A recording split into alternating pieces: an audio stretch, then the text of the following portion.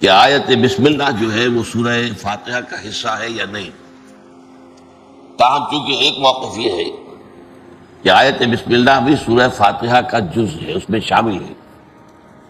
نہ بھی ہو تب بھی ظاہر بات ہے کہ اس سے پہلے لکھی ہوئی تو ہے مصحف کے اندر. تو آج آیت بسم اللہ کے بارے میں بات ہوگی. یہ آیت بسم اللہ جو ہے، جیسا کہ میں نے ابھی عرض کیا آپ سے، اختلاف ہے. تمام جو صورتیں ہیں سوائے ایک کے، ان سے پہلے یہ آیت موجود ہے، بسم اللہ الرحمن الرحیم. البتہ ایک سورہ توبہ ہے جس سے پہلے یہ آیت نہیں لکھی جاتی. اس کی وجہ یہ ہے حضرت علی رضی اللہ تعالیٰ عنہ کے الفاظ میں کہ چونکہ سورہ توبہ جو ہے وہ تلوار ہاتھ میں لے کر نازل ہوئی ہے. سورہ توبہ کے شروع میں جو اعلان ہے کہ مشرکین عرب سے اب کوئی معاہدہ نہ اللہ کا ہے نہ اللہ کے رسول کا ہے صلی اللہ علیہ وسلم. اب ان کو صرف 4 ماہ کی مہلت ہے. اس عرصے میں یہ اگر ایمان لے آئے تو ان کی جان بخشی ہو جائے گی، ورنہ انہیں قتل کر دیا جائے گا. یہ بات ذرا چونکہ کڑوی ہے. اگر اس جو آیات ہیں سورہ توبہ کی انہیں ان کی فیس ویلیو پر لیا جائے تو اعتراض وارد ہوتا ہے. اس کا تو مطلب یہ ہے کہ اسلام جو ہے بالجبر پھیلایا گیا ہے، تلوار کے زور سے اور موت کی دھمکی کے ساتھ. لیکن یہ جان لینا چاہیے کہ اصل میں یہ عام نہیں ہے. یہ حکم یہ خاص ہے بنی اسماعیل کے لیے. وہ عرب جو حضرت اسماعیل کی اولاد تھے، انہی میں سے حضور بھی تھے. لہذا ان پر گویا کہ حضور کے بعثت کے ذریعے آخری درجے میں اتمام حجت ہو گیا.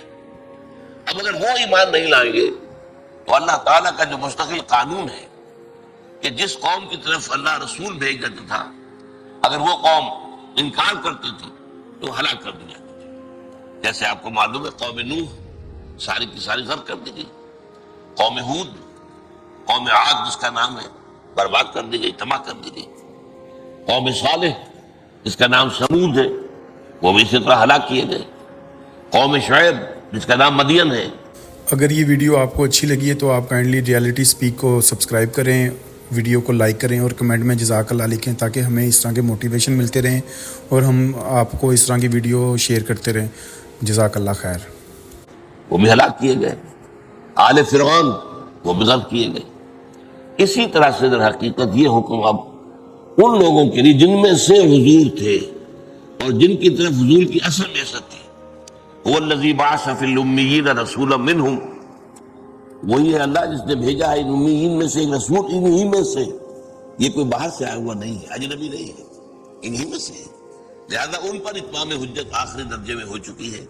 اب اگر وہ ایمان نہیں لائیں گے تو وہ مستوجب قتل ہے. یہ مہلت دی گئی 4 مہینے کی. اگرچہ یہ آیت جو ہے بہت ہی خوفناک لگتی ہے اپنی جگہ پر. یہ مضمون واقعہ کیا ہے؟ سب اہل عرب ایمان لے آئے. کچھ لوگ پھر عرب چھوڑ کر چلے گئے، انہوں نے ہجرت کی. لیکن یہ کہ کچھ لوگ جو ہیں وہ صرف کچھ لوگ تھے، اکثر جو ہے ایمان لے آئے. اس طریقے سے کسی ایک شخص کا قتل بھی اس آیت کے مطابق نہیں ہوا، نوبت نہیں آئی. یہ صرف ایک دھمکی تھی. بہرحال یہ حکم چونکہ بہت سخت حکم ہے، لہذا حضرت علی کا فرمانا یہ ہے رضی اللہ تعالیٰ عنہ کہ چونکہ اس کے شروع میں اتنا سخت حکم آ رہا ہے تو یہ آیت جو ہے جس میں اللہ کے 2 اسماء آ رہے ہیں الرحیم الرحمن، تو گویا کہ یہ آیت پھر مناسبت نہیں رکھتی اس مضمون کے ساتھ. رحمت والا پہلو نہیں ہے یہاں پر، حکومت والا پہلو ہے، سختی والا پہلو ہے، سزا کا پہلو ہے. لہذا اس سے پہلے جو آیت بسم اللہ نہیں لکھی جاتی. باقی 113 صورتیں جو ہے قرآن مجید کی ان کے شروع میں یا ان سے پہلے کہہ دیجئے آیت درج ہے. لیکن آیا یہ آیت ہر اس صورت میں جز شمار ہوگی؟ اس میں اختلاف ہے. ایک رائے یہ کہ نہیں، یہ کسی بھی صورت کے جز نہیں ہے سوائے وہ مقام جو میں نے ابھی آیات آپ کو سنائی ہے سورہ نمل میں، جس میں کہ واقعہ بیان ہو رہا ہے کہ وہ حضرت سلیمان علیہ السلام نے جو خط لکھا تھا ملکہ سبا کو، اس میں یہ آیت وارد ہوئی ہے. وہ میں نے آیت آپ کو سنائی ہے کہ ایک خط جو ہے حدود کے ذریعے سے، ایک پرندے کے ذریعے سے وہ خط جو ہے ملکہ کے خوابگاہ میں ڈال دیا. کوئی سفیر نہیں گیا تھا، کوئی انسان نہیں گیا تھا، نہ کوئی ڈاک کا نظام تھا.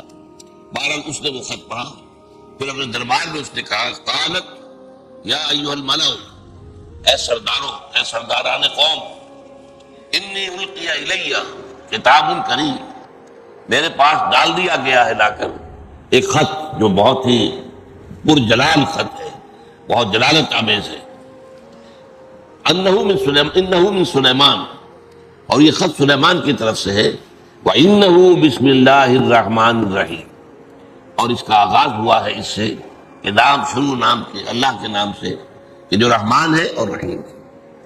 تو اس کے بعد یہ کہ اللہ تعالی علیہ واتونی مسلمین، حضرت سلیمان کے اصل مضمون کیا تھا اس خط کا کہ تم میرے مقابلے میں سرکشی مت کرو اور فرما برداری اختیار کر کے حاضر ہو جاؤ۔ تو یہ گویا کہ ایک الٹیمیٹم تھا حضرت سلیمان کی طرف سے علیہ الصلوۃ والسلام۔ بہرحال مشورہ ہوا، اس کے بعد وہ اور لمبی داستان ہو جائے گی، اس وقت جو ہے اس کا تعلق نہیں۔ تو یہ جو آیت ہے جیسا کہ میں نے عرض کیا، ایک رائے یہ ہے کہ ہر صورت کے ساتھ یہ جو ہے اس کا جز ہے، ایک یہ کہ نہیں قطعا نہیں، یہ صرف بطور علامت لکھی گئی ہے، علامت کے طور پر کہ یہاں ایک صورت ختم ہو گئی دوسری شروع ہو رہی ہے۔ اب اس سے آپ سمجھ لیجئے کہ ایک بات اور حل ہو جاتی ہے کہ قرآن مجید کی کل آیات کی تعداد کے بارے میں اختلاف ہے۔ اب پہلا اختلاف تو اسی سے ہو جائے گا، اگر تو اس آیت میں بسم اللہ کو کاؤنٹ کریں تو 113 جو ہے وہ بڑھ جائے گا عدد، اگر نہیں کریں گے تو 113 کم ہو جائے گا۔ لیکن یہ کہ بہرحال یہ ایک علمی مسئلہ ہے جو قراء کے مابین ہے، جو ماہرین قراءت ہیں قرآن مجید کے، ان کے مابین اختلاف ہے۔ لیکن یہ کہ بہرحال یہ قرآن مجید کی آیت تو ہے، اس لیے کہ سورہ نمل کے اندر موجود ہے وَإِنَّهُ مِن سُلَيْمَانَ وَإِنَّهُ بسم اللہ الرحمن الرحیم۔ اب آئیے اس پر ہم غور کرتے ہیں اس آیت کے اندر بسم اللہ الرحمن الرحیم، اس سے پہلے جو ہے ایک فعل امر محذوف مانا جاتا ہے، جو کہا جاتا ہے ایک خبر کے انداز میں کہ میں اشرع بسم اللہ الرحمن الرحیم، میں شروع کرتا ہوں اللہ کے نام سے جو رحمان الرحیم۔ چنانچہ یہ آپ کو معلوم ہے کہ یہ ہماری تہذیب کا ایک جز بن گیا ہے، کوئی بھی کام ہو، اچھا کام جو بھی کر رہے ہو تو بسم اللہ الرحمن الرحیم اس سے اس کا آغاز ہوتا ہے۔ تو اس طریقے سے یہ گویا کہ ہماری تہذیب کی نمایاں علامت بن گئی، جیسا کہ میں نے پچھلے جمعے میں کہا تھا کہ ماشاء اللہ، انشاءاللہ، یہ ساری چیزیں جو ہے ہماری تہذیب کا، الحمدللہ، سبحان اللہ، یہ ہماری تہذیب کا جز ہے اور ہمارے ایمان کا یہ گویا کہ اظہار ہے، اس کا خلاصہ ہے۔ تو جو کام بھی آدمی کرے شروع، وہ کھانا کھانے بیٹھا ہے بسم اللہ پڑھے، کوئی اور اچھا کام کرنے لگا ہے بسم اللہ الرحمن الرحیم پڑھے، تو یہ گویا کہ اللہ کے نام سے یہ اسم کا لفظ جو ہے اگر علیحدہ لکھا جائے گا تو اسم لکھا جائے گا۔ اسمہ احمد سورہ صف میں ہے، یہ وہ جن کی خبر دی تھی حضرت عیسیٰ علیہ السلام نے کہ میرے بعد ایک رسول آئیں گے اسمہ احمد، جن کا اسم گرامی احمد ہوگا، تو علیحدہ لکھا جائے گا تو اسم الف اس کے پہلے جو ہے وہ بولا جائے گا۔ لیکن یہ کہ یہ اصل میں اضافی ہے، یا جب بے جب شامل ہوئی تو وہ الف اتر میں چل گیا، بسم اللہ، بے اسم اللہ نہیں ہے، بسم اللہ، بے اور سین جو ہے جڑے ہوئے، بسم اللہ الرحمن الرحیم۔ اب اصل جو مضمون ہے اس آیت مبارکہ کا وہ یہ ہے کہ اس میں اللہ تعالیٰ کے 3 اسماء آ رہے ہیں۔ آج ہمیں ساری گفتگو انہی کے بارے میں کرتے ہیں۔ سب سے پہلا اللہ، پہلی بات تو یہ جو لفظ ہے سب سے زیادہ عام ہے اللہ کے لیے، قرآن مجید میں بھی، ہماری بول چال میں بھی۔ اس لیے ایک رائے یہ ہے کہ یہ اللہ تعالیٰ کا اسم ذات ہے، اللہ کا اسم ذات ہے۔ لیکن ایک رائے یہ ہے کہ اللہ کا اسم ذات کوئی نہیں ہے، اللہ کے تمام اسماء جو ہیں وہ صفاتی ہیں، جیسے رحیم، رحم کرنے والا، یہ نکرہ ہے، اس کے آخر میں تنوین آ رہی، رحیم، الرحیم، یہ نام ہو گیا اللہ کا، الف لام جب اس میں جڑ گیا تو اب خاص ہو گیا اللہ تعالیٰ کے لیے الرحیم، رحمان۔ لیکن یہ کہ الرحمن، اسی طریقے سے ہر معاملہ، العزیز، عزیز، عزیز ذو انتقام، اللہ تعالیٰ بہت زبردست ہے، انتقام لینے والا ہے، تو عزیز یہ صفت ہے، العزیز یہ اللہ کا نام ہے۔ تو تمام اللہ کے اسماء جو ہے سوائے اس ایک کے جس میں اختلاف ہے، لیکن میں عرض کر رہا ہوں کہ اس میں بھی ایک رائے یہ ہے، نحویین کی رائے یہی ہے، یہ بھی صفاتی نام ہے اللہ کا۔ الہ پر الف لام داخل ہوا ہے اور ایک الف یہاں پر محذوف ہو گیا ہے، الالہ، الہ، کوئی الہ، کوئی سا الہ نہ کہہ رہا ہے، الالہ یعنی اللہ، وہ جو حقیقی الہ ہے، جو واقعی الہ ہے، جو سب سے بڑا الہ ہے، جو معبود برحق ہے، تو گویا کہ یہ بھی ایک صفاتی نام ہے۔ الہ پر الف لام کے داخل ہونے سے یہ اللہ بنا ہے۔ جیسے میں نے مثالیں دے دی، الرحیم، العلیم، العزیز، الغفار، الستار، یہ اللہ تعالیٰ کے جتنے بھی صفات ہیں ان پہ جب ہم الف لام داخل کر کے معرفہ بنا دیتے ہیں تو وہ اللہ کا نام بن جاتا ہے۔ اب یہاں سوال پیدا ہوتا ہے کہ یہ گویا کہ اگر تو یہ ہے اس میں ذات، تو یہ کسی بھی مادے سے مشتق نہیں مانا جائے گا۔ جیسے لاہور ایک شہر کا نام ہے، اب اس کا کوئی مادہ تلاش کرنا تو ممکن نہیں ہے۔ دہلی ایک شہر کا نام ہے، تو ناموں کے بارے میں ظاہر بات ہے کہ وہ مانا جاتا ہے کہ ان کے لیے کوئی ضروری نہیں، ویسے ہی کہ اور نام ہو عبد الرحیم، تو رحیم تو ظاہر بات ہے کہ اللہ تعالیٰ کا نام ہے عبد الرحیم، اور الرحیم کا بندہ تو وہ تو ایک صفاتی نام ہے اللہ کا۔ لیکن یہ ہے کہ یہ جو ہے الہ یہاں پر، اس پر الہ کا جب بنا ہے تو اس کا مادہ جو ہے اس کے بارے میں بہت سی آ رہا ہے، اور یہ میں سمجھتا ہوں کہ واقعتاً یہی نام اس لائق ہے کہ اس کے بارے میں یہ سمجھا جائے، گمان کیا جائے کہ اللہ کا اس میں ذات ہے۔ اور صوفیاء کرام کی رائے ہمارے ہاں یہی ہے کہ یہ اللہ کا اس میں ذات ہے۔ اگرچہ نحویین جو ہیں ہمارے ہاں، جو گرامر کے ماہر ہیں، وہ یہ کہتے ہیں کہ نہیں، یہ بھی اسی طریقے سے جیسے رحیم سے الرحیم بن گیا ہے، اسی طرح الہ سے الالہ یعنی اللہ بن گیا۔ لیکن اب اس الہ کا مفہوم کیا کیا ہے؟ میں چند آپ کو گنواتا ہوں چیزیں، اس قدر جامع ہے یہ مادہ، اس میں جو مضامین نکلتے ہیں۔ الہ، تحیرہ، تحیرہ متحیر ہو گیا، الہ کے ایک معنی یہ ہے متحیر ہو جانا۔ اسی طریقے سے الہ تو الہ فلان، اس کے کیا معنی ہے؟ اے سکن تو الہ، میں نے فلاں کی طرف الہ، الہ تو اس کے معنی کیا ہے کہ میں نے اس کی طرف سکون حاصل کیا، اس کے قریب جا کر مجھے سکون حاصل ہو گیا۔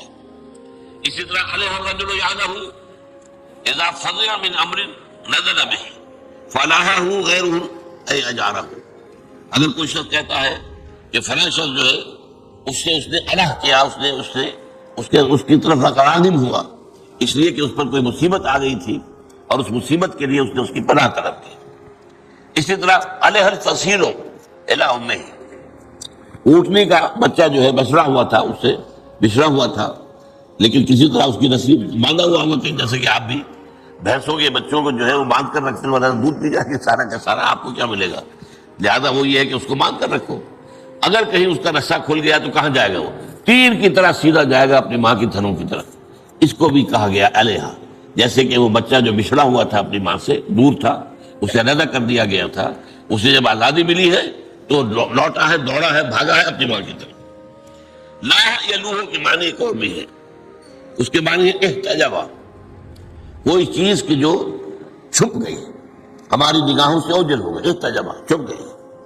والہ یالہ، والہانہ محبت کرنا، جیسے وہ کہتے ہیں والہانہ محبت، اس کے لیے بھی یہ مادہ آتا ہے۔ اب یہ اتنے مفہوم ہے اس حرف کے اندر، الف لام ہا سے جو لفظ بنتا ہے، جو لفظ بنیں گے ان میں یہ تمام مفہوم ہے۔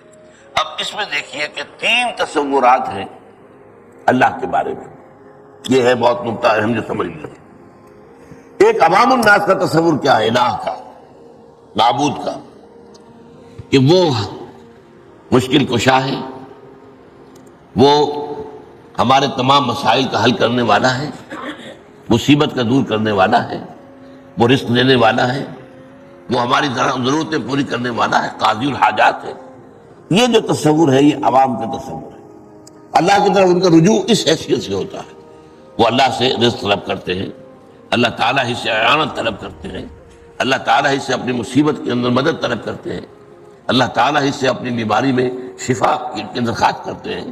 تو اس معنی میں عوام الناس کا تصور جو الہ کا ہے وہ یہ ہے کہ اپنی حاجت روائی کے لیے، اپنی مشکل کشائی کے لیے، اپنی بیماری کے دور کرنے کے لیے، اپنی ضروریات پوری کرنے کے لیے انسان جس طریقے سے وہ جو اونٹ کا بچہ جو ہے وہ بچھڑا ہوا تھا، علیحدہ ہوا تھا اپنی ماں سے، باندھ رکھا تھا آپ نے، جیسے ہی وہ کھلا وہ سیدھا گیا ہے ماں کی طرف، اسی طرح جیسے ہی انسان تکلیف میں مبتلا ہوتا ہے، کوئی مسئلہ اس کو دامنگیر ہو جاتا ہے، کوئی مشکل پیش آ جاتی ہے، اللہ کی طرف رجوع کرتا ہے۔ یہ معبود کا تصور جو ہے عوام الناس کا ہے۔ لیکن جو فلسفی ہیں ان کا تصور کیا ہے؟ وہ ہستی کے جس کے بارے میں کچھ نہیں کہا سکتے، تحیر،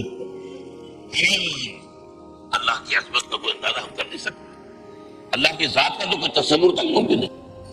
اے برون از وہم و قیل و قال من، تو ہمارے تصورات سے، ہمارے وہم سے، اور وراء الورا ثم وراء الورا ثم وراء الورا۔ تو جو فلسفی ہے وہ اللہ کا تصور جب کرتا ہے تو احتجبہ، اور یہ کہ وہ تحیرہ، اللہ کا جو چھپا ہوا ہے اور جس کے بارے میں تحیر کے سوا انسان کو کچھ یاد نہیں آتا۔ ہاں اگر ہم جان سکتے ہیں تو اس کی صفات کے بارے سے، جیسے اللہ جو ہے رحیم ہے، اللہ جو ہے سمیع ہے، اللہ بصیر ہے، یہ صفات ہے، ان صفات کے حوالے سے ہم اللہ کو جانتے ہیں۔ لیکن صفات کے بارے میں بھی دو باتیں ہم نہیں جانتے۔ اللہ سمیع ہے، کیسے سنتا ہے یہ ہم نہیں جانتے۔ کیا اس کے بھی ہمارے طرح کے کان ہیں؟ کیا اس سے بھی ساؤنڈ ویوز کی ضرورت ہے کہ وہ اس کے کان میں جائے اور وہاں جا کر اثر پیدا کرے تو انسان سنے؟ ہم نہیں جانتے۔ سمیع ہے، کیسے سنتا ہے یہ ہم نہیں جانتے۔ کتنا سمیع ہے یہ بھی ہم نہیں جانتے، ہم تصور نہیں کر سکتے۔ وہ قدیر ہے، کتنا قدیر ہے ہمارے تصور سے باہر ہے۔ ظاہر بات ہے کہ ہمارا عقل، ہماری سوچ یہ تو اس طرح ہے جیسے کہ ایک جو سنار کی ترازو ہوتی ہے، وہ ماشے اور تولے تو تول سکتی ہے، ٹنو سریا تو نہیں تول سکتی۔ تو ظاہر بات ہے کہ اللہ تعالیٰ کی صفات کا بھی ہم صرف یہ جانتے ہیں کہ وہ سمیع ہے، بصیر ہے، قدیر ہے، یہ سب جانتے، لیکن کیسے سنتا ہے، کیسے دیکھتا ہے، کیسے اس کا وجود کیسا ہے؟ وہ ہر جگہ موجود ہے، کیسے موجود ہے؟ وہ معکم اینما کنتم، وہ تمہارے ساتھ ہی ہوتا ہے جہاں کہیں بھی تم ہو، کیسے ہے؟ کس معنی میں ہے؟ وہ ہر جگہ موجود ہے، کس معنی میں ہے؟ یہ ہم نہیں سمجھ سکتے۔ لیکن یہ ہے کہ اس کی صفات کے بارے میں۔ دوسری بات، وہ کتنا سمیع ہے، کتنا بصیر ہے۔ اب اس میں ایک لفظ ہمارے پاس جائے پناہ ہے، کل، هو علی کل شیء قدیر، وہ ہر چیز پر قادر ہے۔ هو بکل شیء علیم، وہ ہر چیز کا علم رکھنے والا ہے۔ تو ہم یہ کہہ سکتے ہیں مثلا اللہ خیر صدا کل، اب کل کتنا ہے اس کا اندازہ جو ہے، جیسے آپ کو معلوم ہے کہ آج سے کوئی 500-700 سال پہلے آدمی کیا سمجھتا ہوگا آسمان کہاں ہے؟ یہ کوئی چھت ہے، شاید 2-4 میل اوپر ہوگی آسمان ہمارے زمین سے، بس اور کیا۔ آج ہمیں معلوم ہے کہ آسمان جو ہے اس کی جو پہنائیاں ہیں اس کا تو اندازہ ہی ممکن نہیں۔ آسمان کا کوئی تصور ہی ابھی تک ہمارے سامنے نہیں آیا ہے۔ یہ گلیکسیز، نئی سے نئی گلیکسیز دریافت کریں گے،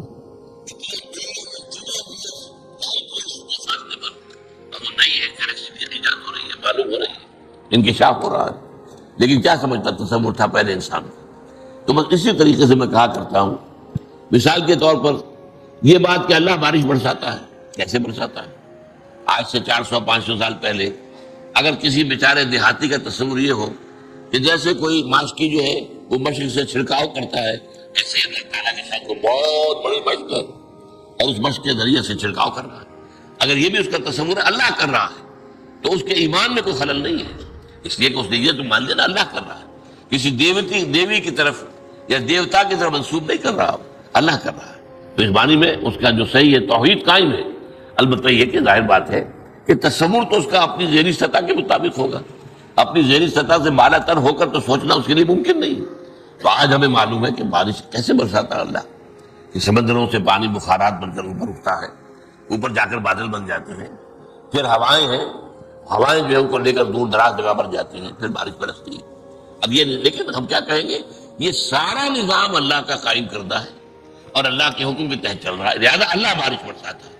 گویا کہ یہ سارا کا سارا میکینزم ہے، اب یہ انڈرسٹوڈ ہے کہ یہ سارا نظام اللہ نے بنایا ہے اور اللہ ہی اس کو چلا رہا ہے، اور جب چاہے گا اس کے خلاف بھی کر سکتا ہے، اچانک بھی بغیر کسی چیز کے کہ کوئی بخارات سمندر سے اٹھے اور ہوائیں لے کر آئیں، جہاں چاہے اللہ پانی برسا دے، اس کا اختیار مطلق ہے۔ لیکن یہ کہ اس نے جو نظام اس دنیا میں بنایا ہے، اب ہم نے سائنس کے ذریعے سے اس نظام کا مطالعہ کیا ہے۔ یہ سائنس نے یہ سارے گوشے جو ہیں انسان کے، یہ اللہ تعالیٰ کے افعال کے جو مختلف پہلو ہیں، ان میں سے کچھ پورے تو ابھی نہیں، لیکن کچھ نہ کچھ تو ہم پر واضح ہو گیا ہے۔ بارش ایسے برستی ہے، زلزلہ ایسے آتا ہے، یہ زمین کے اندر جو ہے نیچے پلیٹیں ہیں اور مختلف جو ہے ان کے اندر جو ہے حرکت ہوتی ہے، تب یہ زلزلہ آتا ہے۔ کسی زمانے میں لوگوں کا کیا خیال تھا کہ ایک بہت بڑا بیل ہے، سانڈ ہے، اور اس کے سینگوں کے اوپر جو ہے زمین ٹکی ہوئی ہے، وہ ایک سینگ پر ہوتا ہے، جب ذرا تھک جاتا ہے تو ذرا سینگ بدلتا ہے، دوسرے سینگ پہ لے لیتا ہے، تو اس سے زلزلہ آتا ہے۔ اب یہ ایک تصور ان کا تھا، اور کیا کرتے وہ، ان کے سمجھ میں اور کہاں سے آتا؟ انہوں نے تو زیر زمین جا کے ابھی دیکھا نہیں تھا، سمندر کی تہہ میں جا کر دیکھا نہیں تھا کہ وہاں سے واقعی معلوم ہو جائے کہ کس طریقے سے مختلف جو ہے پلیٹس میں کہلاتی ہیں یہ، اور جس طریقے سے کہ وہ آپس میں جو جڑی ہوئی ہے لیکن ان کے اندر ایک خلا ہے اور اس میں حرکت پیدا ہوتی ہے تو زلزلہ آتا ہے۔ بہرحال اس اعتبار سے سب سے پہلی بات یہ کہ اللہ تعالیٰ کے بارے میں عام لوگوں کا تصور وہی حاجت روا ہے، وہی مشکل کشا ہے، وہی تکلیف روا کرنے والا ہے، وہی ہمیں شفا دیتا ہے۔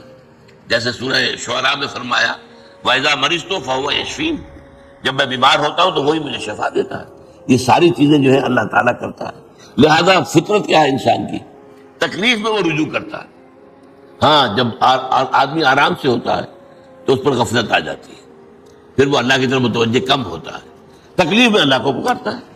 یہ قرآن مجید میں بار بار آیا ہے کہ دیکھو جب تم سمندر میں ہوتے ہو اور اگر ٹھیک ٹھیک کشتی چل رہی ہے تو ٹھیک ہے، تم بھی مطمئن ہو، جب ذرا طوفان آتا ہے تو پھر تم اللہ کو پکارتے ہو، چیختے ہو اے اللہ ہم تیری ہی بندگی کریں گے، ہمیں اس مصیبت سے نجات دے دے، تو معلوم ہوا تمہارے دل کے اندر تو اللہ ہی ہے نا، وقت کے اوپر تم نے اسی کو پکارا۔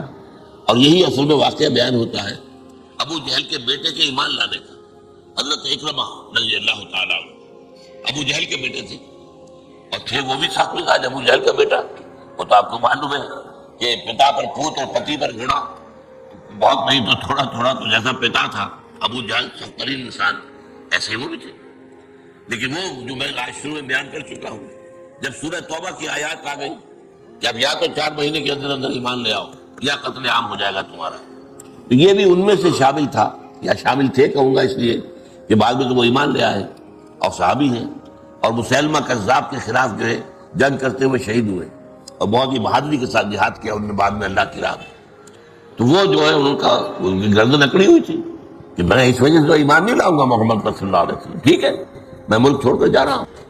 تو کبھی صحابہ کرام گئے تھے حبشہ کی طرف ہجرت کر کے، اب یہ جا رہا تھا، اب سمندر بحر قلزم درمیان میں ہے، کشتی میں تھا، کشتی پر طوفان جب آ گیا اس نے دیکھا کہ کشتی میں جتنے لوگ بیٹھ رہے تھے اللہ کو پکار رہے، کسی نے حبل کو نہیں پکارا، لات کو نہیں پکارا، منات کو نہیں پکارا، یہ کہ بھائی یہی بات تو محمد کہتے ہیں صلی اللہ علیہ وسلم، یہ تو معلوم ہے کہ ہماری فطرت میں صرف اللہ ہے، یہ لات اور عزا اور منات اور یہ سب کے سب جو ہم نے گھڑ لیے ہماری فطرت سے کوئی تعلق نہیں، لہذا ایمان واپس آیا، واپس آ کر ایمان لے آیا۔ یہ بھی کہا جاتا ہے کہ ان کی اہلیہ ایمان لے آئی تھی تو وہ جا کر لے کر آئی ہے، اللہ عالم یہ، لیکن یہ واقعہ جو ہے میرے نزدیک زیادہ جو ہے قابل اعتماد ہے، واپس آ کر ایمان لائے۔ تو اسی طریقے سے یہ کہ فطرت کے اندر اللہ ہے، تکلیف میں مصیبت میں، البتہ یہ کہ جب ذرا راحت ہے، آسائشیں ہیں، پیسے کی ریل پیل ہے، تب اللہ تعالیٰ یاد نہیں رہتا اکثر و بیشتر لوگوں کو، پھر وہ بھول جاتا ہے اللہ کو، اس کی طرف توجہ پھر اتنی نہیں ہوتی۔ کسی کو اصل میں کہا گیا ہے نا، حضور نے فرمایا ما قل وکفا خیر مما کثر وعلا، اگر تمہیں پاس رزق کم دیا جا رہا ہو لیکن کفایت کر جائے، کسی کے آگے ہاتھ پھیلانا نہ پڑے، یہ اس سے بہتر ہے کہ تمہیں بہت زیادہ دے دیا جائے اور اس کے سے تم غافل ہو جاؤ۔ غافل ہو گئے وہ تو تمہاری آخرت برباد ہو جائے گی، پھر تو ابدی زندگی خراب ہو جائے گی۔ یہاں تنگی میں گزارا ہو گیا، ناپ تول کر اللہ نے دیا رزق، تنگی میں بھی گزارا ہو گیا، زندگی گزر جائے گی، لیکن اگر غفلت ہو گئی تو بظاہر بات ہے کہ پھر تو آخرت برباد ہو جائے گی۔ تو ما قل و کفا، کفا ضرور کہا ہے، کفایت کر جائے، انسان کی جو بھی ضرورت ہے وہ پوری ہو جائے، ہو کم لیکن یہ کہ اس سے ضرورت پوری ہو جائے، یہ اس سے بہتر ہے کہ غائب ہو، محتاط ہو اور غفلت طاری کرو۔ بہرحال ایک تصور عوام کا، اللہ کا، ایک تصور جو فلاسفہ کا ہے کہ ہم کچھ نہیں جانتے اللہ تعالیٰ کے بارے میں، ہمیں معلوم ہو گیا، معلوم سن کہ ایک معلوم سن، کہ ہمیں معلوم ہو گیا ہے کہ اللہ کے بارے میں ہم کچھ نہیں جانتے، اس کے صفات درد، ذات کے بارے میں تو سوال ہی پیدا نہیں ہوتا، ہمیں روکا بھی گیا ہے۔ حضور نے فرمایا صلی اللہ علیہ وسلم تفکروا فی آیات اللہ ولا تفکروا فی ذات اللہ، اللہ کی ذات کے بارے میں کبھی کھود کلید نہ کرنا، اللہ تعالیٰ کی ذات کے بارے میں غور و فکر نہ کرنا، اس کے صفات اور اس کی جو قدرتیں ہیں، جو نشانیاں تمہیں نظر آ رہی ان کے بارے میں غور و فکر کرو، ذات کے بارے میں نہیں۔ بلکہ یہ کہ بہت پیارا ہے، حضرت ابوبکر صدیق رضی اللہ تعالیٰ عنہ نے ایک مصرع کہا، کہہ لیجیے شعر نہیں، العجز عن درک الذات ادراک، اللہ تعالیٰ کی ذات سے ادراک سے عاجز ہو جانا ہی ادراک ہے. ہم یہی جان سکتے ہیں کہ ہم نہیں جان سکتے بس. العجز عن درک الذات ادراک، ہمارا ادراک اللہ کے بارے میں اتنا ہی ہو سکتا ہے کہ ہم اس کا ادراک نہیں کر سکتے. اپنا عجز مان لیں، تسلیم کر لیں کہ اللہ تعالیٰ کی ذات کے بارے میں ہم کچھ نہیں جان سکتے. اس پر حضرت علی نے گرا لگائی ہے والبحث عن کنہ الذات اشراک، اور اگر اللہ کی ذات کی کن اس کی اصل حقیقت کو اس کے بارے میں بحث کرو گے شرک میں مبتلا ہو جاؤ. کیونکہ تم ذات کا تصور جو بھی کرو گے وہ تمہارے اپنے ذہن کی پیداوار ہوگا. یہ تم نے کوئی اور خدا گھڑ لیا ہے اپنے ذہن کے اندر. اصل خدا کی جو حقیقت ہے اس کی ذات کا ادراک ممکن ہی نہیں. تو اگر کوئی تصور بھی بنایا ہے تو یہ تصور تمہارے اپنے ذہن کی تخلیق ہے. یہ گویا کہ تم نے ایک اور خدا تصنیف کر دیا ہے جس کو تم پوج رہے ہو. تو گویا کہ والبحث ہو عن کنہ الذات اشراک، یہ شرک کی طرح لے جانے والی چیز ہے. اچھا، اب تیسری چیز میں نے ولا یادہ کے بارے میں عرض کیا، والہانہ محبت. یہ ہے صوفیہ کا تصور الہ. صوفیہ کے نزدیک محبت اللہ کی شدید ترین یہ ہے کہ جو اصل مقصود ہے، اور یہ قرآن میں ہے. ویسے تو یہ کہ ہمارے ہاں مختلف لوگوں نے مختلف چیزوں کو ذرا زیادہ اہمیت دے دی ہے اور اس میں آپس میں اختلاف شروع ہو گیا ہے. حضور کی ذات نور ہے یا بشر ہے؟ بھائی بشر بھی ہے، نور بھی ہے. تم صرف نور کہو گے بشر نہیں ہے تو بھی غلط ہے.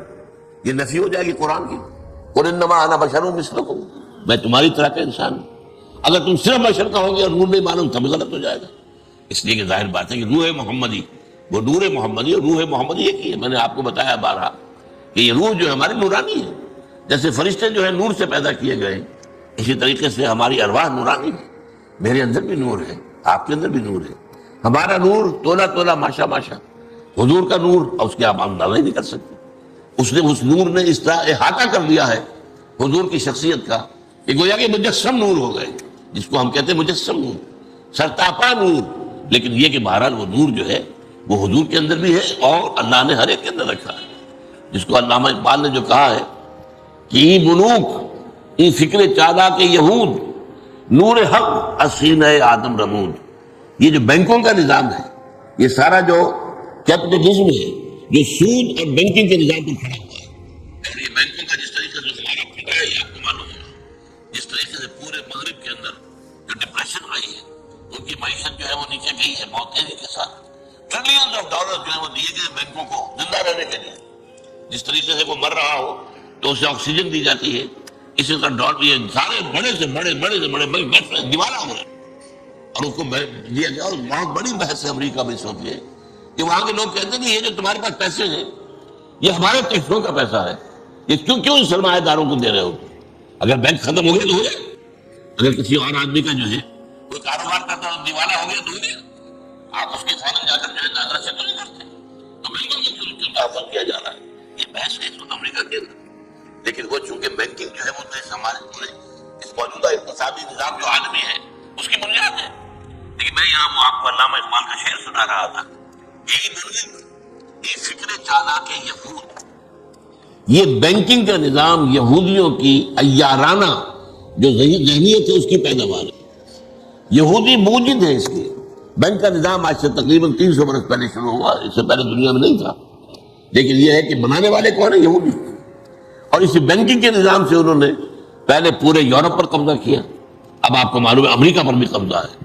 فرنگ کی لگے جہاں پنجہ یہود میں، اور یہ صرف جو ہے اسی سود اور بینکنگ کی وجہ سے.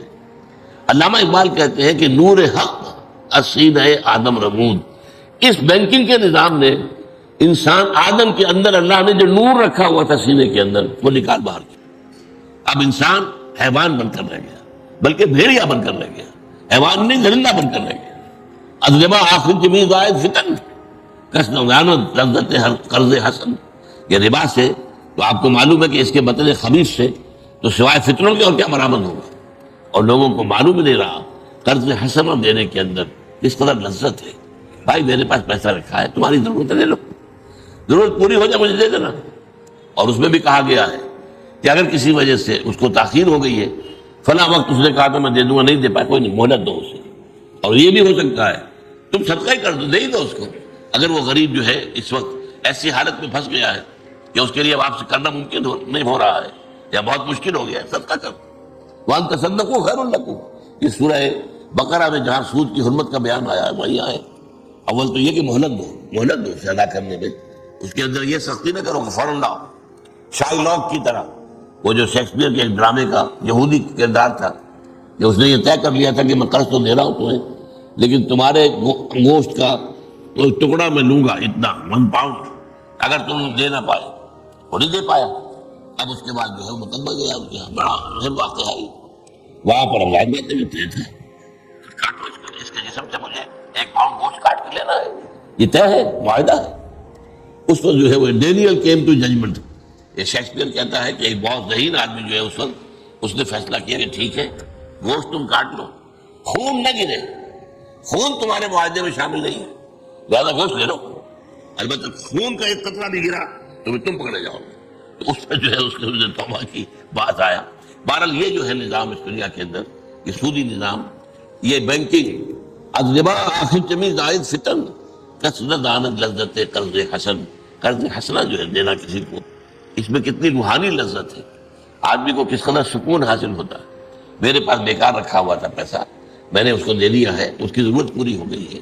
میرے پاس فاضل دولت ہے اللہ تعالیٰ کی طرف سے دی ہوئی، میں نے اس کی ضرورت اس سے پوری کی ہے. صدقہ کرے، خیرات کرے، اور یہ نہیں تو قرض حسن تو دے. تو یہ جان لیجیے. تیسرا تصور میں عرض کر رہا تھا کہ محبوب برحق، محبوب اصل والذین آمنوا اشد حبا للہ، یہ ایمان کی علامت ہے، ایمان کی لوازم میں سے. جو حقیقی مومن ہیں ان کے نزدیک شدید ترین محبت اللہ کی ہے. یہ اگر اپنے یہ غریبانوں میں ہمیں جاننا چاہیے. اس کے آگے ایک اور آتی ہے محبت، اللہ کی محبت کے بعد اللہ کے رسول کی محبت ہے. اور آپ نے فرمایا صلی اللہ علیہ وسلم لا یؤمن احدکم حتی اکون احب الیہ من والدہ وولدہ والناس اجمعین.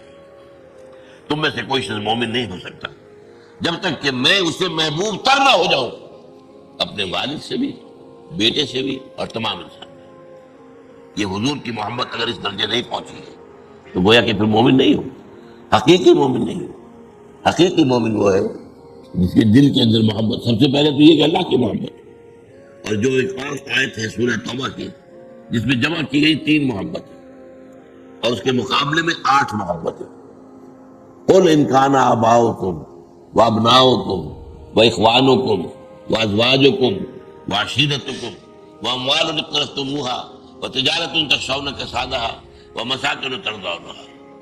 اے نبی ان سے کہہ دیجئے یہ 8 محبتیں ذرا اپنی جو ہے وہ ایک پردے میں ڈال لو.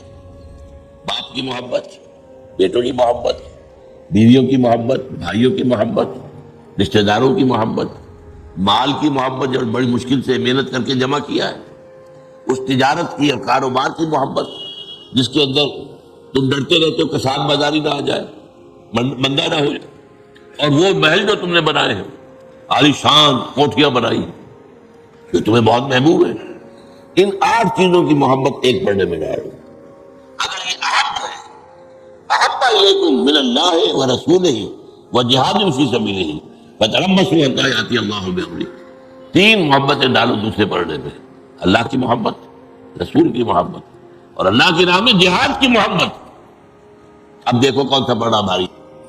اگر وہ 8 والا بھاری ہو گیا دفع ہو جاؤ، فتربصوا لا بڑھو آگے یہاں تک کہ اللہ اپنا فیصلہ دفع ہو. لیکن یہ 3 محبتیں اگر وہ 8 پر حاوی ہیں تو پھر تمہارے لیے اللہ تعالیٰ کی طرف سے بشارت ہے، پھر تمہارے جنت کی خوشخبری ہے، پھر روح و ریحان و جنت النعیم ہے. تو یہ تصور ہے اللہ تعالیٰ کے بارے میں. اور یہ اتنا جامع لفظ ہے، لفظ اللہ کے اندر یہ سارے تصورات جمع ہو گئے. تو حقیقت میں اگر اللہ کا کوئی اس میں ذات ہو سکتا ہے تو وہ یہی ہے. اگرچہ قول یہی ہے اور زیادہ میرے نزدیک مضمونی قول یہی ہے کہ یہ بھی اصل میں صفاتی نام ہے اللہ کا، کہ الہن سے الہ، اور اس میں سے ایک الف گر گیا ہے تو اللہ بن گیا. یہ اللہ جو ہے یہ اللہ تعالیٰ کا صفاتی نام ہے الہ سے. اور یہ 3 مفہوم اس کے ہیں اللہ کے بارے میں معبود ہونے کے. البتہ ایک جو چوتھا مفہوم آتا ہے یہ تو ہے اللہ کے تصور کے بارے میں. چوتھی چیز کیا آئے گی؟ اس کا تقاضا وہ ہے عبادت، اس کی بندگی، ہمہ تن بندگی، ہمہ وجوہ بندگی، ہمہ وقت بندگی، اس کی اطاعت، اس کی غلامی، اس کی فرما برداری. یہ ہے کہ جو اس کا لازمی تقاضا ہے. تصور جو ہے لفظی اعتبار سے وہ یہ ہے تین، لیکن تقاضا عملی کیا ہوگا؟ وما خلقت الجن والانس الا لیعبدون، میں نے جنوں اور انسانوں کو نہیں پیدا کیا مگر اس لیے کہ میری بندگی کریں، میری اطاعت کریں، مجھ سے محبت کریں. اور یہ پہلے بہت مرتبہ مضمون یہاں بیان ہو چکا ہے کہ عبادت کا مفہوم جو ہے وہ دو چیزوں سے مل کر بنتا ہے، اطاعت کلی اور محبت شدیدہ. صرف اطاعت نہیں، صرف اطاعت تو جبرن بھی ہوتی ہے. ہم انگریز کی بھی تو اطاعت کرتے تھے نا، لیکن ہم انگریز کی پرستش تو نہیں کرتے تھے، انگریز کی عبادت تو نہیں کرتے تھے. لیکن یہ ہے کہ اطاعت تو تھی. یہاں یہ ہے کہ اطاعت بھی کلی ہو، ہم عقل ہمہ وقت ہمہ وجوہ اطاعت. اور نمبر یہ کہ یہ اطاعت اللہ کی محبت پر مبنی. یہ دو چیزیں جڑتی ہیں. العبادت و تجمع اصلین. امام ابن تیمیہ اور حافظ ابن قیم رحمہ اللہ نے بہت خوبصورت انداز میں کہا ہے کہ عبادت دو چیزوں کو جمع کر کے ہوتی ہے، غایت الحب وغایت الذل والخضوع، انتہا درجے کی محبت اللہ کی اور انتہا درجے میں اس کے سامنے بچھ جانا، مطیع ہو جانا، اس کے سامنے سرنڈر کر دینا. تو یہ ہے عبادت، یہ ہے تقاضا اس کی الوہیت کا کہ ہم جب یہ تین چیزیں تصورات میں اور یہ اس کا تقاضا. اب اس کے بعد جو دو اسماء آئے ہیں آیت بسم اللہ میں اور وہ سورہ فاتحہ میں بھی آئیں گے، الرحمن الرحیم، دونوں کا مادہ رحم رحمت سے ہے. اور یہ واحد دو اسماء ہیں جو ایک ہی مادے سے. اور ظاہر بات ہے کہ عام طور پر سمیع السمیع ایک ہی ہے نا، بصیر البصیر ایک ہی ہے، یہ ساری چیزیں جو ہے. لیکن یہاں رحمت سے دو معنی دیے ہیں. ان کے معنی میں پھر لوگوں میں اپنی اپنی سوچ کے مطابق اختلاف ہوا ہے. کیا فرق ہے ان میں؟ رحمان رحیم، رحمان جو ہے یہ فعلان کے وزن پر ہے، اور اس کا خاصہ یہ عربی زبان میں کہ کسی شے کی شدت، ہیجانی کیفیت. ایک انسان نہایت غضبناک ہوگا، نہایت غضبناک، غضبان غضبان قرآن میں آیا ہے. حضرت موسیٰ علیہ السلام کو جب اللہ تعالیٰ نے بتایا، ابھی آپ کوہ طور پر تھے جب لے کر لینے گئے تھے تورات، کہ وہ سامری نے تمہاری قوم کو جو ہے پیچھے گمراہ کر دیا ہے، تو فرجع موسیٰ الی قومہ غضبان آسف، تو موسیٰ واپس آئے ہیں اپنی قوم کے بعد نہایت غضبناک حالت میں. ویسے بھی مزاج حضرت موسیٰ کا جلالی تھا. آپ کو معلوم ہے کہ ایک جو ہے فرعونی کا، ایک جو ہے وہاں کا، ایک مکہ لگایا تھا اس نے، فوقذہ موسیٰ فقضى علیہ، اس کی جان نکال دی تھی. تو ان کا اصل میں مزاج جلالی تھا. تو غضبان کہیں گے انتہا غضب پر. کوئی شخص کہے گا نا جوعان، بھائی میں بھوک سے مرا جا رہا ہوں، یہ جو جائے، لیکن جوعان اکثر انا اکثر میں مرا جا رہا ہوں پیاس سے. بھائی تو یہ جو اس وزن پر آتے ہیں، اسی سے ہیجان، طوفانی کیفیت، ہیجان وزن تو وہی ہے نا. تو رحمان میں اللہ تعالیٰ کی رحمت کی وہ شان سامنے آتی ہے جیسے ٹھاٹھے مارتا ہوا سمندر، جیسے سمندر میں طوفان آئے. یہ طوفان اسی وزن پر ہے جو طوفانی کیفیت. تو اللہ کی رحمت کی طوفانی کیفیت، جوش انتہائی، اللہ تعالیٰ کی رحمت کا جوش. اور رحیم جو ہے یہ فعیل کے وزن پر ہے. فعیل کہتے ہیں صفت مشبہ، کوئی چیز کسی ہستی میں کوئی وصف دائم ہو، مسلسل ہو، مسلسل ہو. فعیل. علیم، وہ شخص جس کے اندر علم ہے اور پائیدار علم ہے. تو یہ فعیل کے وزن پر جو آتا ہے. حسین، جس کے اندر حسن جو ہے پائیدار ہے، مسلسل ہے اور رہنے والا ہے. اسی طریقے سے رحیم، جس کی رحمت میں تسلسل ہے. تو یہ دو کیفیات ہیں رحمت خدا بندی کی. ایک میں ٹھاٹھے مارتے ہوئے سمندر کا نقشہ سامنے آتا ہے، اور ایک میں جیسے ایک دریا چل رہا ہے، اس میں وہ جوش و خروش نہیں ہوتا، وہ چل رہا ہے خاموشی کے ساتھ، بہ رہا ہے مسلسل تسلسل کے ساتھ. اب یہی دریا جو ہے آپ کو معلوم ہے، دریا سندھ کو دیکھیے. اب جو چھوٹے چھوٹے دریاؤں سے مل کر یہ دریا بنتے ہیں وہ پہاڑی نالے ہوتے ہیں. پہاڑی نالوں کو کہیں پہاڑی جگہ پر دیکھیے کیا طوفان ہوتا ہے، لہریں کس طرح چل رہی ہوتی ہے طوفانی، کس طرح پتھر ان میں بہ رہے ہوتے ہیں. دریا سوات کو جا کر دیکھیے، کالام پر جا کر منظر دیکھیے، آپ جا کر جو ہے اور مختلف جگہوں پر جا کر دیکھیے. تو وہ جو ہے وہاں پارٹ چھوٹا ہوتا ہے لیکن گہرائی زیادہ ہوتی ہے اور جوش و خروش ہوتا ہے. لیکن آ گیا جب میدان کے اندر، اب پارٹ چوڑا ہو جائے گا، گہرائی اتنی نہیں ہوگی اور سکون کے ساتھ دریا بہ رہا ہے. اب ان دو کیفیات کو یوں سمجھیے کہ اللہ تعالیٰ کی رحمت کی یہ دونوں شانیں ہیں اور بیک وقت ہے. یہ آپ نوٹ کیجیے، قرآن مجید میں جب اللہ تعالیٰ کے اسماء و صفات کا ذکر آتا ہے، درمیان میں واو نہیں آئے گا، حرف عطف نہیں آئے گا. ایک ہی استثناء ہے اس میں اور سورہ حدید میں ہے، هو الاول والآخر والظاہر والباطن، باو آ رہا ہے. لیکن آپ کو معلوم ہے سورہ حشر کے اندر 8 نام ہیں، الملک القدوس السلام المومن المہیمن العزیز الجبار المتکبر. واو نہیں ہے. اس کی وجہ کیا ہے؟ اللہ کی ساری صفات اس کی ذات میں بیک وقت موجود ہے. واو سے جو ہے اس کے اندر جو ہے مغایرت پیدا ہوتی ہے، یہ اور یہ اور ہے، یہ اور ہے. نہیں، اللہ کی صفات جملہ صفات اس کی ذات مبارکہ کے اندر بیک وقت موجود ہے. وہ بیک وقت رحمان بھی ہے اور بیک وقت رحیم بھی ہے. اس رحمان اور رحیم کے فرق کو میں ایک مثال سے واضح کیا کرتا ہوں کہ فرض کیجئے کسی جگہ پر آپ بھی جا رہے تھے گاڑی میں اپنے سے، اور آپ نے دیکھا کہ کوئی جو بس ہے اس کا ایکسیڈنٹ ہوا ہے، کتنے لوگ مر گئے ہیں. کوئی عورت ہے، اس کی لاش ہے، اس کے ساتھ اس کا دودھ پیتا بچہ چمٹا ہوا ہے. اب کسی کو پتہ نہیں ہے کس کا بیٹا ہے، کس کا بچہ ہے، یہ عورت کس کی ہے. جو شخص بھی اس کو دیکھے گا اس منظر کو کہ ماں مر گئی ہے اور یہ بچہ چمٹا ہوا ہے اس کی چھاتی سے، تو اس کے دل میں محبت اور رحمت کا ایک طوفان آئے گا. جذبات، اگر انسان ہے وہ، اگر حیوان ہے تو بات اور ہر آدمی سوچے گا اب اس بچے کی کفالت میں اپنے ذمہ لے لوں، اس کی ذمہ داری جو ہے اس کو پالنے پوسنے کی میں لے لوں. یہ ہے وہ رحمت کا طوفان، رحمت کی ہنگامی کیفیت. آپ اس بچے کو لے آئے اپنے گھر، کچھ عرصے کے بعد ہو سکتا ہے کہ آپ سوچیں میں نے خامخواہ یہ مصیبت اپنے سر مول لے لی، میرے تو اپنے پہلی ذمہ داریاں بہت تھیں. گویا کہ وہ رحمانیت آپ کی ختم ہو گئی، رحیمیت آپ میں نہیں ہے. ایک شیف تو تھی، لیکن جہاں اللہ کی رحمت کیا ہے اس میں وہ ہیجان بھی ہے، اس کے اندر طوفانی کیفیت بھی ہے، اور بیک وقت اس میں رحیمیت بھی ہے. وہ مستقل بھی ہے، دائم بھی ہے، پائیدار بھی ہے، تسلسل کے ساتھ.